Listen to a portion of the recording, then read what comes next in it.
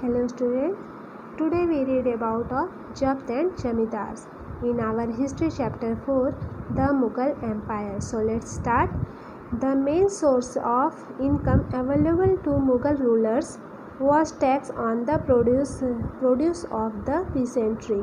जो मुग़ल शासक थे उनका मेन सोर्स ऑफ इनकम जो उनको अवेलेबल होता था वो होता था उनको किसानों के द्वारा जो फसल का उत्पादन किया जाता था उसके बदले जो टैक्स मिलता था। मीन्स जो मुग़ल शासक थे उनको किसानों से जो टैक्स मिलता था वही उनके सोर्स ऑफ इनकम था।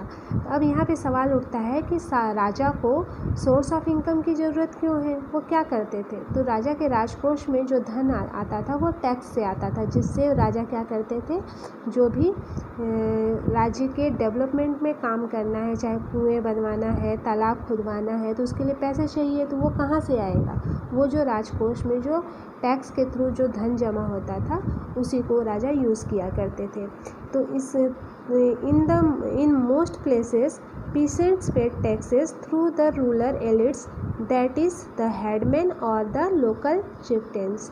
तो जो अधिकांश स्थानों पे जो किसान जो होते थे वो अपना जो टैक्स जो देते थे वो रूरल एलिट्स के थ्रू देते थे। और रूरल एलिट्स का मतलब है ग्रामीण कुलीन या फिर दैट इज़ द हेडमैन, या जो वहाँ का मुखिया होता है, या फिर द लोकल चिफ्टेंस, या लोकल वहाँ का स्थानीय सरदार है।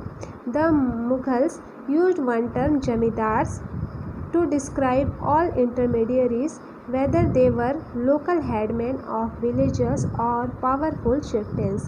जो मुगल्स थे उनके पास जो टैक्स आता था कई माध्यमों से आता था। बहुत सारे अलग अलग लोग मिलके एक जगह जमा करते थे और फिर वो एक पर्सन ले जाके राजा के राजकोष में जमा करता था। तो मुगल शासक जो थे वो क्या करते थे, इन सब जो अलग अलग बीच के लोग थे उनके लिए एक ही टर्म यूज़ करते थे, वो था जमींदार। और ये जो अलग अलग लोग थे वो कौन थे, मध्यस्थ लोग थे, बिचौलिए जो थे वो थे लोकल हेडमैन, जो गांव का लोकल मुखिया होता था, और पावरफुल चिफ्टेंस या फिर स्थानीय शक्तिशाली सरदार जो होता था। उनके लिए वो अलग अलग लोगों के लिए अलग अलग शब्द नहीं यूज़ करते थे, एक ही शब्द था उनके लिए, वो सब वो जमींदार थे। Akbar's revenue minister Todarmal carried out a careful survey of crop yields, prices and areas cultivated for the 10-year period 1570 to 1518। तो अकबर के जो रेवेन्यू मिनिस्टर थे वो कौन थे, वो थे टोडरमल। उन्होंने बहुत ही सावधानी पूर्वक क्या किया था, एक सर्वे किया था, जिसमें उन्होंने बहुत ही सावधानी पूर्वक एक सर्वे किया था जिसमें उन्होंने जो क्रॉप यील्ड थे, जो कृषि की पैदावार थी, फसल थी, और जो प्राइस था पैदावार का, और एरिया कल्टीवेटेड, और जो कृषि भूमि थी उस पर 10 साल के पीरियड में उन्होंने सर्वे लिया। वो सर्वे का टाइम था 1570 से 1580। On the basis of this data, और उन्होंने जो सर्वे किया उसके अकॉर्डिंग जो डाटा मिला, tax was fixed on each crop in case. उन्होंने एक टैक्स फिक्स किया हर फसल के उत्पादन के आधार पर। Each province was divided into revenue circles with its on schedule of revenue rates for individual crop. और हर प्रोविंस को डिवाइड किया उनके रेवेन्यू सर्कल के अकॉर्डिंग, उनके खुद के स्केड्यूल पे उन्होंने रेवेन्यू रेट निर्धारित किया सबकी अलग अलग फसल के अकॉर्डिंग। फॉर एग्जांपल आप इसको इस तरीके से समझ सकते हो, मान लो ये एक एरिया है और ये अलग अलग खेत हैं, तो इस एरिया का उन्होंने टैक्स फसल वो जो क्रॉप यील्ड्स हैं और उसके प्राइस हैं और कल्टीवेटेड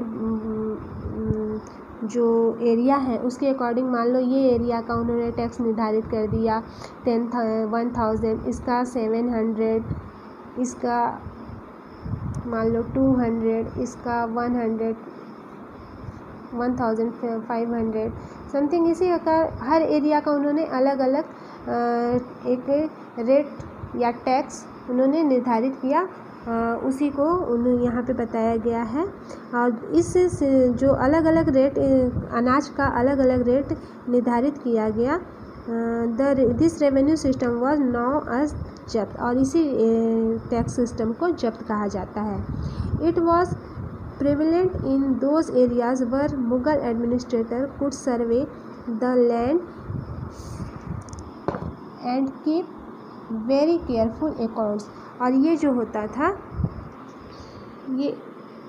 यह व्यवस्था जो थी उन स्थानों पर ज़्यादा प्रचलित थी जहाँ पर जो मुग़ल प्रशासनिक अधिकारी भूमि का निरीक्षण कर सकते थे. जहाँ पे मुग़ल जो प्रशासन के अधिकारी थे वो जाकर आसानी से जो भी भूमि है उसका निरीक्षण कर सकते थे और सावधानी पूर्वक जो डेटा मिलता था उसको रख सकते थे, उसका हिसाब रख सकते थे.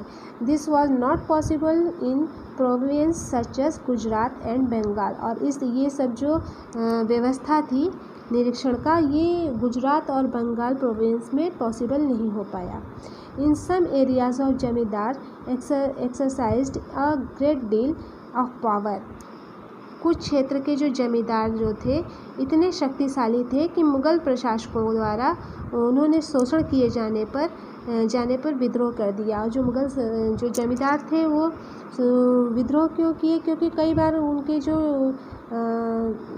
मुग़ल शासक थे उनका शोषण करने लगते थे. कभी फसल वगैरह अच्छी नहीं हुई तो भी उनको टैक्स देना ही होता था. तो जो जमींदार वगैरह थे वो क्या करते थे, जो शक्तिशाली जमींदार थे वो उनके खिलाफ विद्रोह कर सकते थे. और then the exploitation by Mughal administrators could drive them to rebellion. Sometimes zamindars and peasants of the same caste elites in rebelling against Mughal authority.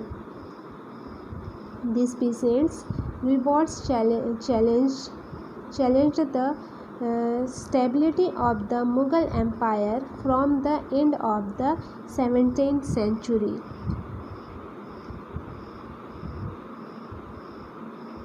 और कभी कभी एक ही जाति के जमींदार और किसान, एक ही जाति के जो जमींदार होते थे और किसान होते थे वो क्या करते थे, मिलकर आपस में मिल जाते थे और मुग़ल सत्ता जो थी उसके खिलाफ विद्रोह कर देते थे. और 17वीं शताब्दी 17th सेंचुरी के एंड में ऐसे किसान जो पीसेंट रिवोल्ट थे वो मुग़ल साम्राज्य की जो स्थापना थी उनके लिए, स्टेबिलिटी थी उसके लिए चुनौती बन गई थी. So student, I hope you all are understood very well. Thank you, student.